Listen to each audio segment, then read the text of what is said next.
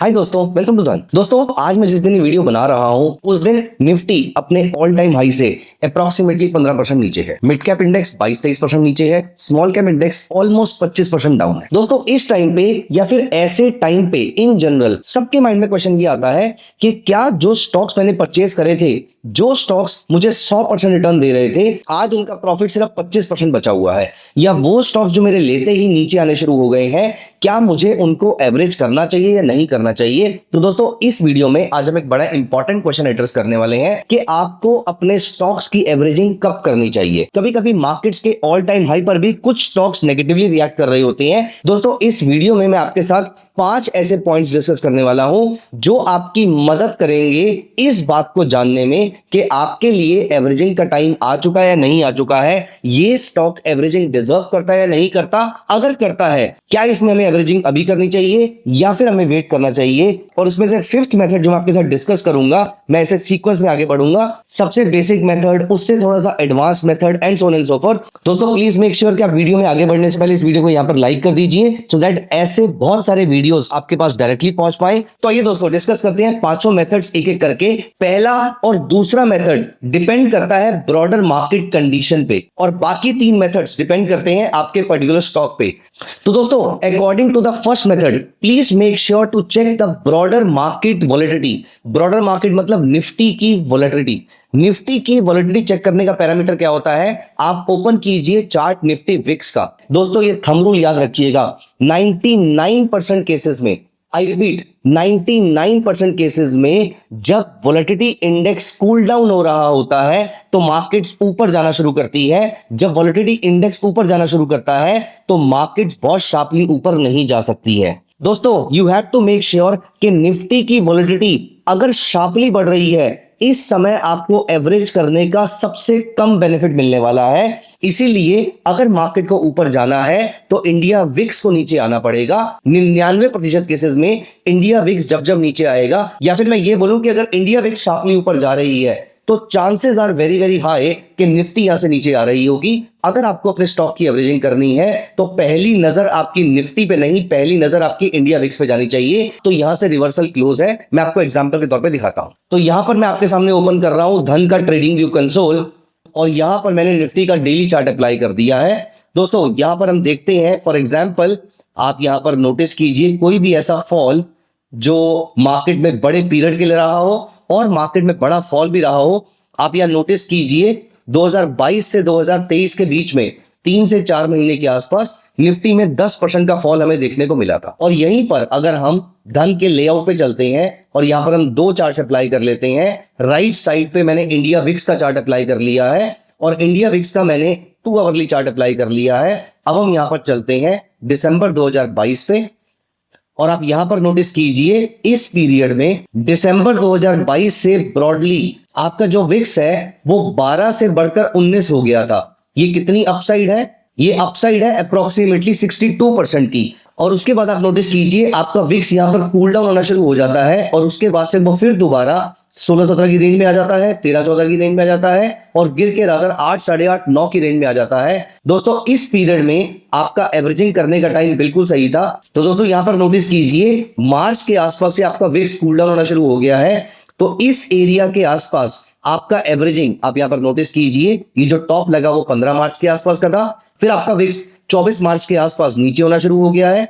तो इसका हाई था 17 के आसपास, इसका लो था 14 के आसपास। तो यहां से आप नोटिस कीजिए इस एरिया में, मैं यहां पर मार्क करके आपको दिखाता हूं, इस एरिया में आपका विक्स कम होना शुरू हो गया था।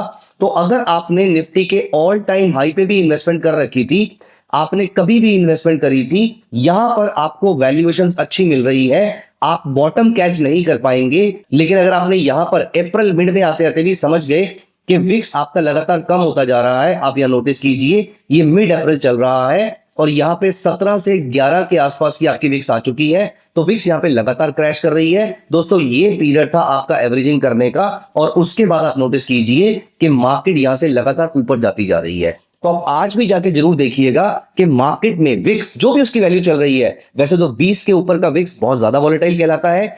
23 के ऊपर का तो सुपर वोलेटाइल हो जाता है, और 20 से नीचे अगर विक्स चल रहा है तो इसका मतलब एक डिसेंट विक्स चल रहा है। यहां पर आपको ज्यादा घबराने की जरूरत नहीं है। लेकिन विक्स का ट्रेंड बड़ा इंपॉर्टेंट है। अगर विक्स का ट्रेंड लगातार कम होता जा रहा है, यहां पर मार्केट में ऊपर के लिए स्ट्रेंथ बन सकती है, और यहां पर हमारे लिए एवरेजिंग करना ज्यादा फ्रूटफुल रहेगा कंपेयर टू बढ़ते विक्स के टाइम पे। आप यहां पर नोटिस कीजिए, अगर आपने इस पीरियड में एवरेजिंग करी होती विच इज जनवरी फरवरी, तो आप यहां पर नोटिस कीजिए जनवरी फरवरी से आपको यहां पर शार्प डाउनसाइड देखने को मिली थी। ये पूरी एवरेजिंग आपकी फ्रूटलेस रही होती, कोई बेनिफिट नहीं हुआ होता आपको। आपके एवरेज फीवर शेयर भी और नीचे आ जाते, ज्यादा आपको लॉसेस और ज्यादा हो रहे होते, क्योंकि अब आपने और ज्यादा शेयर परचेज कर रखे हैं। तो दोस्तों पहली चीज आपको नोटिस करनी है कि आपका विक्स कहां खड़ा हुआ है, क्या विक्स नीचे आना शुरू हो रहा है या नहीं हो रहा है। अगर हो रहा है तो यहां से एवरेजिंग की जा सकती है, और अगर विक्स लगातार बढ़ते ही जा रहा है, अभी आप रुक जाइए, आपको एवरेजिंग करने के लिए अच्छे रेट मिल सकते हैं।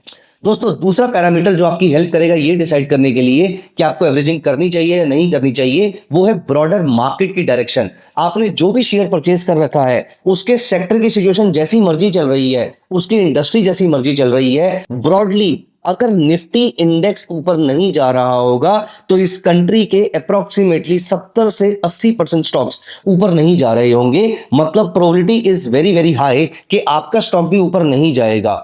1 आउट ऑफ 4 प्रोबेबिलिटीज या 1 आउट ऑफ 5 प्रोबेबिलिटीज अप्रोक्सीमेटली सिर्फ 15 से 20% चांस ऐसा रहेगा कि निफ्टी के नीचे जाने पर भी आपका स्टॉक ऊपर जा सकता है। लेकिन दोस्तों ब्रॉडर मार्केट अगर ऊपर जाएगी तो आपका स्टॉक ऊपर जाएगा, इसकी प्रोबेबिलिटी इज सिग्निफिकेंटली हाई। इसलिए मार्केट के फेवर में काम कीजिए। Rule number 2, average only when the broader indices, especially the Nifty or your sectoral index has started recovering। वो RSI पे डाइवर्जेंस शो कर रहा है, MACD या स्टोकेस्टिक में उसने बाई सिग्नल शो किया है, ऐसा कुछ भी हुआ है, उस पीरियड में एवरेजिंग कीजिएगा तो आपको ज्यादा बेनिफिट हो सकता है। अगर आप गिरती मार्केट में एवरेजिंग करेंगे तो basically you are catching a falling knife which is not recommended by any of the good traders और इन्वेस्टर्स अक्रॉस द वर्ल्ड। इसलिए मेक श्योर कि इंडेक्स पे एक नजर जरूर रखिए। दोस्तों रूल नंबर 3 पे काम करना थोड़ा मुश्किल जरूर है, लेकिन बहुत ही फायदेमंद हो सकता है। Average only when the original thesis holds. Don't you feel कि हमारा ओरिजिनल थीसिस फेल हो चुका है यहाँ पर। दोस्तों there is a bias in behavioural finance which is called endowment bias. Endowment bias का मतलब ये होता है कि मुझे कोई चीज सिर्फ इसलिए अच्छी लग रही है क्योंकि वो मेरे पास है, क्योंकि मैं उसको ओन करता हूं। ये आपकी बायसनेस है। किसी शेयर को सिर्फ इसलिए मत होल्ड करके बैठे रहिए कि आपके पास है। आप ये सोचिए कि अगर मैं आज इस बिजनेस को स्टडी करता तो क्या मैं आज ये शेयर परचेज करता। If the answer is yes, keep holding and keep averaging. If the answer is no, तो आज इस शेयर में एवरेजिंग की जरूरत नहीं है। हाँ, इसको होल्ड करना है या नहीं करना वो आपकी पर्सनल चॉइस हो सकती है, वो उसके फंडामेंटल्स हो सकते हैं, लेकिन एवरेजिंग करना तो यहां पर नहीं बनेगा क्योंकि आपका ओरिजिनल थीसिस फेल हो चुका है। दोस्तों rule number 4, average only when the risk is controlled. तो दोस्तों रूल नंबर 4 ये कहता है जहां पर भी आपको ओरिजिनल स्टॉप लॉस चेंज करने की जरूरत पड़ रही है, इसका मतलब आप यहां पर गलत एवरेज कर रहे हैं। तो दोस्तों रूल नंबर 4 बहुत ही इंपॉर्टेंट रूल है, लेकिन सबसे इंपॉर्टेंट रूल है 5वां रूल जो मैं आपके साथ यहां पर डिस्कस करने वाला हूं। दोस्तों यहां पर टेक्निकल एनालिसिस आपकी हेल्प करता है। Always make sure of one thing, average always around a major support level। दोस्तों अगर आपको अपने एवरेजिंग का सक्सेस रेट, क्योंकि एवरेज भी तो एक नया ट्रेड ही होता है, अगर आपने अपने एवरेजिंग का सक्सेस रेट शार्पली इंप्रूव करना है तो प्लीज मेक श्योर कि आप एवरेज किसी मेजर सपोर्ट के आसपास करेंगे, क्योंकि सपोर्ट पे आने पर मार्केट में देयर इज ईदर परमानेंट और a temporary buying. At least immediately market वहां से गिरती नहीं रहेगी, तो यहां पर आपको मौका मिलेगा अपनी नई पोजीशन का स्टॉप लॉस मेंटेन करने के लिए भी, and at the same time मौका मिलेगा एग्जैक्टली सही लेवल पर एवरेज करने का। और दोस्तों ये सपोर्ट और रेजिस्टेंस लेवल्स के लिए आप ट्रेंड लाइन का इस्तेमाल कर सकते हैं, और सबसे इंपॉर्टेंट चीज आई वुड रिकमेंड कि आप फिबोनाची रिट्रेसमेंट का इस्तेमाल कीजिए। Fibonacci retracement is a beautiful tool जो आपको ये बताएगा कि मार्केट अपने मेजर सपोर्ट के आसपास आ गई है नहीं आ गई है। And let me give you a pro tip here, Fibonacci retracement के पास अगर आपकी कोई मेजर कैंडल फॉर्मेशन होती है तो यहां पर आपकी की हुई एवरेजिंग आपको बहुत स्ट्रॉन्ग बेनिफिट प्रोवाइड कर सकती है। फॉर एग्जांपल यहां पर निफ्टी का चार्ट देखिए, मान लेते हैं कि आप इस डाउन ट्रेंड में फंस चुके हैं, आपने यहां पर बाय किया था और स्टॉक यहां पर नीचे आता जा रहा है। अब यहां पर आपको एवरेजिंग कहां पर करनी है मैं आपको दिखाता हूं। तो इसकी एक होलिस्टिक पिक्चर देखते हैं। ये रैली स्टार्ट कहां से हुई थी, ये रैली जो हमारी स्टार्ट हुई थी, फिबोनाची रिट्रेसमेंट लगाते हैं इस बॉटम से इस टॉप पे, और आप यहां पर नोटिस कीजिए फिबोनाची रिट्रेसमेंट पे इस लेवल पर आपको एक बहुत ही स्ट्रॉन्ग कैंडल देखने को मिलती है। ये पियर्सिंग पैटर्न नहीं है बट एक स्ट्रॉन्ग बुलिश कैंडल है। आपको यहां पर एक अच्छा हायर हाई हायर लो देखने को मिलता है। दोस्तों ऐसे लेवल्स पे की गई एवरेजिंग, अगर आपने एवरेजिंग यहां पर करी होती, यहां पर करी होती, यहां पर करी होती, ये सारी एवरेजिंग आपकी फेल हो गई होती। लेकिन यहां पर सपोर्ट के पास अगर आपने यहां पर एवरेजिंग करी होती तो ये एवरेजिंग आपकी सक्सेसफुल हो चुकी होती।